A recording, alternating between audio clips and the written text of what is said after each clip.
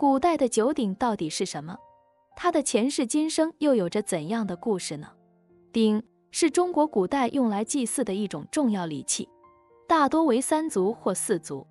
装饰有神秘的云雷纹或者饕餮纹，造型庄重威严，是王权的象征。周朝的传国之宝为九鼎，相传为大禹所铸，也有说法认为是禹之子启所造的。这9只大鼎刻镂精美，气势庄重，象征着既燕青徐阳金玉悠雍九州，体现了王权至上和国家统一。根据考证，在铸造九鼎这样的大型青铜器的时候，一般是先用质地细腻的陶土烧制成陶范，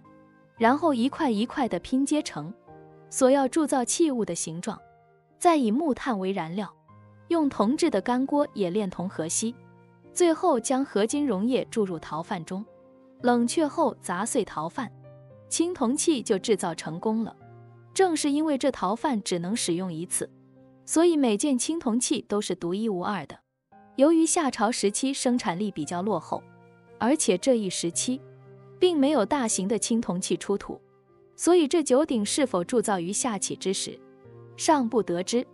但是从春秋战国时期的文献来看，九鼎是真实存在过的。有关九鼎的记载不绝于史册，但是早在2000多年前的战国末年，这九鼎就已经下落不明了。左传宣公3年记载，楚庄王北上征讨陆浑戎，行军至州都洛阳时，就地举行阅兵仪式，向周王室耀武扬威。周定王就派大臣王森满前去慰问。这个时候，楚庄王就询问了九鼎的大小轻重，来显示他代替周号令天下的野心。这王孙满不卑不亢，以在德不在鼎予以回应意。思是说，得天下的关键是德行，而不是在于是否拥有九鼎。在交谈当中，王孙满提到了九鼎的来历。他说，当年夏朝建立以后，将天下划分为9州，让9州的长官分别贡献金属，用来制造九鼎，并且将事先准备好的图案铸在鼎上，让百姓知道神怪之物的相貌。这样一来，百姓进入到山林川泽，就会有意地回避不利于自己的东西，人们不碰到魑魅魍魉，就会实现上下和谐，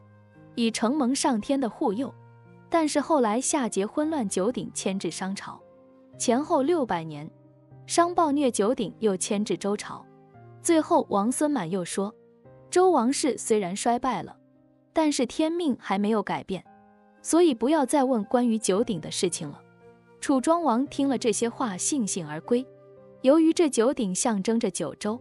因此问鼎就成了一个典故，意为显示一统天下的雄心壮志。除此之外，墨子也记载了夏启铸九鼎，以及流传于夏商周3代之史。继公元前606年楚庄王问鼎之后，对九鼎虎视眈眈之人不胜枚举，其中最有名的要数秦武王。秦国自商鞅变法之后，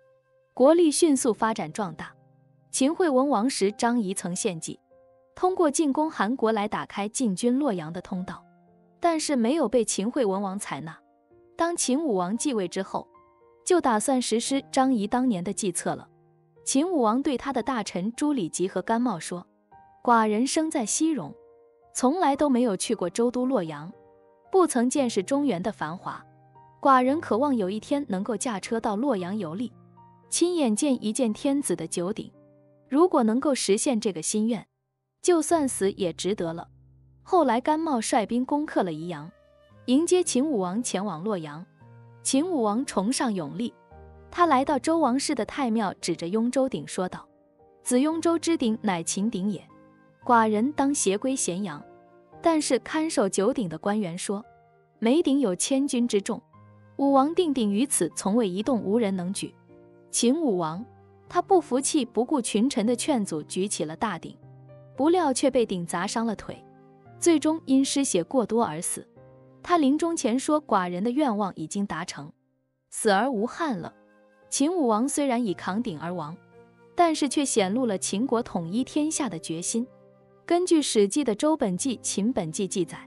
公元前256年秦灭周，秦王在周王死后，将九鼎从洛阳运到了秦国。这种说法看起来似乎合情合理，因为秦国早就对九鼎垂涎三尺了。但是在封禅书中提到了另一种说法，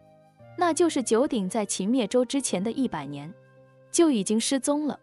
而且《汉书》上也说，九鼎可能在公元前327年就沉没在彭城的泗水之下了。清末学者王先谦认为，周王室在衰落的过程当中，